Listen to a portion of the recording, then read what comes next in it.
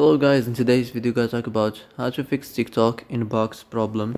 So the answer is easy, just go to the settings and then scroll down to the apps section. Then go to the search and search TikTok.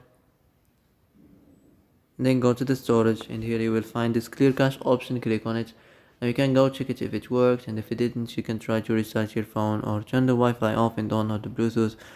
Also you can try to clear data, but be careful. If you clear data, all the TikTok's data will be deleted. This includes all files, the settings, the accounts, the databases, etc.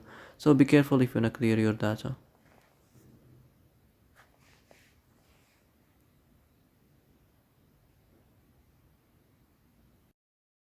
So that's it for today's video. I hope this is the answer you've been looking for.